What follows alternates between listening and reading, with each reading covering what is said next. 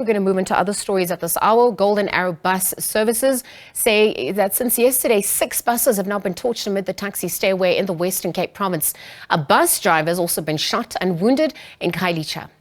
Well, there have also been several incidences of stone throwing, during which passengers were injured. And yesterday, the South African National Taxi Council announced a province-wide suspension of all services for 6 days. The decision comes after Santaco withdrew from the Minibus Taxi Task Team, set up to address numerous challenges within the industry. So on that note, we're going to cross to our reporter Atule Joka for the latest. Atule, if you can hear me, perhaps you could just give us the latest there with regards to what is transpiring as we speak.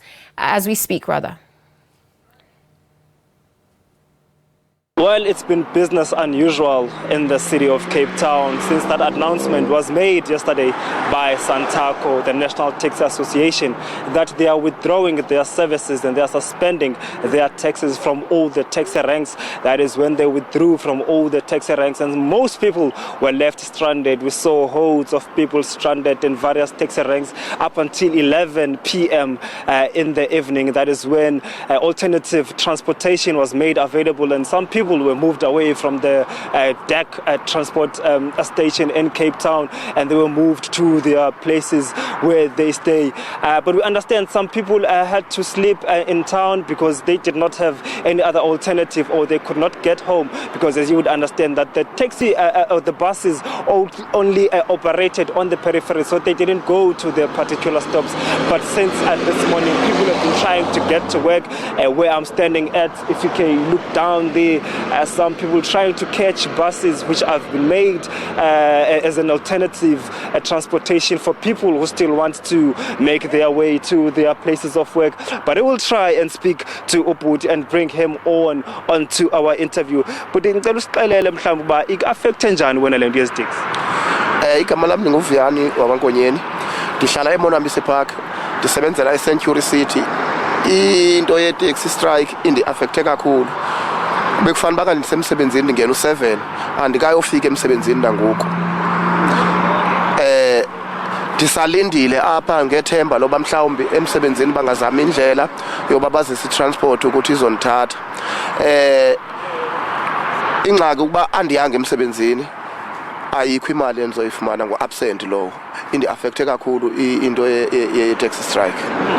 Saying he is deeply affected by this taxi strike, saying that if he does not go to work, he will not get paid for this particular day. He's been waiting to see if he can find transportation to work. And also, mhlambi, why ungathathi ibhasi mhlambi ngemsebenzi? Kwayona ibhasi ayikho safe kwakuyo. So ndiyoyika ukuthatha ibhasi, and ibhasi eziya eCentury zimbalwa. Just reflecting how unsafe the buses are. And also mhlawumbi for ukubuya mhlawumbi kufuneka abantu babuye kwangexesha uzakwenza njani ke ngokubuya emsebenzini? Since sibuya late because siphuma u10 emsebenzini, so ndicinga ba mhlawumbi pha ngo10 kuzabe sekulate, so kuzabe singekho strike, mhlawumbi bengekho abantu apha endleleni aba babethe imoto. Thank you so much, Botha. One of the commuters who is adversely affected by the taxi strike here in the Western Cape, saying he has to get to work. He knocks off at around 10 p.m, so he hopes that he will manage to take in some hours to try and work today, because if he does not get to work, he will not get paid. As you see, hordes of people trying to get alternative transport and see if they can be able to make it to work. We understand that buses are now operating on the peripheries, as they cannot go deep inside this community of Khayelitsha. Earlier on, one taxi driver was driving alone in the bus. The bus was shot at, but he was not wounded, as we understand at this particular stage. Just people trying to get inside the buses and see if they can be able to make their way to work. And also we understand later on in the evening people will try and come back quite early as a result, because if they do not come back on time, they might again put themselves in jeopardy. They might put their lives at risk with this particular strike which is happening, and this particular conflict which is happening between the City of Cape Town and the Taxi Association. The Taxi Association saying at this moment there is no resolution. They will await the City of Cape Town to call them to the table to try and iron out some of their issues. At the center of this is the issue of bylaws which have been affected by the City of Cape Town, which relate to the impounding of vehicles. Taxi drivers saying some of the reasons or some of the reasons that were given to impound their taxis were minuscule, were not proper, were not adequate. As a result, they are contesting and protesting that this is the situation here in Cape Town. Well, following Atule's update there, perhaps we can cross to our reporter Mariska. Botha is also going to bring us more on the matter. Mariska, good afternoon. What currently is transpiring on your end? Really, have we seen any progress in terms of operations and safety? Walk us through what's transpiring. No movement as to operations. In fact, let me just step out of shot and show you something. This is the station deck of Cape Town Station. Now, you must understand that this is the heartbeat of the taxi system within the greater metro area of Cape Town. And on a Friday afternoon at this time, this place is, for lack of a better word, buzzing or pumping then. There's absolutely nothing going on. You can see there's a guy on a scooter there. It's all quiet. It's almost reminiscent of the period during COVID-19 when the city was all quiet. When we were driving here, coming here on our way, the city also, it's a pleasure for those in cars driving through the city. But as for taxis and transport for workers, there's absolutely none. And I just want to read you something from the Cape Chamber of Commerce. They're making an appeal that there be talks as urgently as possible to resolve this issue, given the major economic crisis in our country. And we must remember that the tens of thousands of people, around 70% of the working class people in this city make use of taxis. And it is them who are impacted the worst. On the one side, you have the city saying the law must be enforced and taxis must be safe and roadworthy, and that is fair.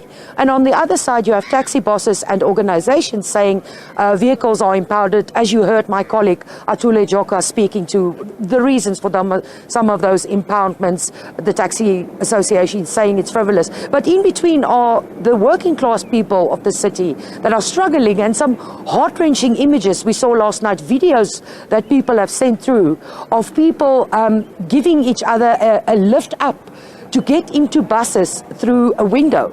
Now, images like that are simply shocking because it's desperate people who are only trying to find their feet or are just starting to get back on their feet again after COVID-19. And then on a Thursday afternoon, all of a sudden, there's no transport, and the chaos that ensued after that is absolutely gut-wrenching. We've heard reports as well of people walking on the R300, walking on the N2, and anybody that knows Cape Town knows that the N2 highway coming in and going out is simply not safe. But on that note, let me read to you from the Cape Chamber of Commerce, appealing for stakeholders to commit to constructive dialogue. And they further say, as much as we all hate, and these are their words, as much as we all hate lawless taxis, a better understanding of the taxi industry will help devise more effective strategies to combat lawlessness. In our view, the city's current zero-tolerance approach needs to be tempered by appreciation of major challenges economically faced by taxi operators. And they go on to say, and concur what I just said, taxis transport about 70% of people that work. They are an essential service at a time when the public sector is largely failing to provide affordable transport for the urban poor. And that's another matter. People don't have alternatives. It's either a bus or you take a taxi, because trains, when they run, are simply not reliable at all. People have all but given up on the train system in the city of Cape Town at the very least. So the taxis are a vital part of the economy in the city. And after this, we just came here to see if maybe in the CBD there's operations, but there's none. we're going to make our way to one of the major bus stops in the city to see what will happen this afternoon, because even in our own office we have interns, and those interns, one of them only made it home last night to Nyanga after 8 o'clock, trying to get home in one of those very few buses that also not take their regular routes because of the incidents of violence that we heard of. So this is a major headache, not just for the taxi association and for the city itself, but in the middle, we must not forget that there are tens of thousands of people who simply don't know what their next move will be, how they will get to work, or how they will get home this afternoon.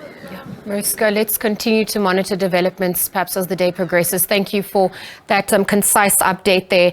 The Western Cape taxi stairway that is occurring. Mariska Botha giving us the picture on the ground of what is currently transpiring. She's spoken about the impact to the taxi industry, perhaps to the city at large, but obviously desperate times for the citizens and community members who obviously have been affected. Operations still not resuming. So we'll have to see how that gets resolved as we look at some of the challenges in the industry and how to potentially mitigate against it, given the precarious economic situation in the country at large.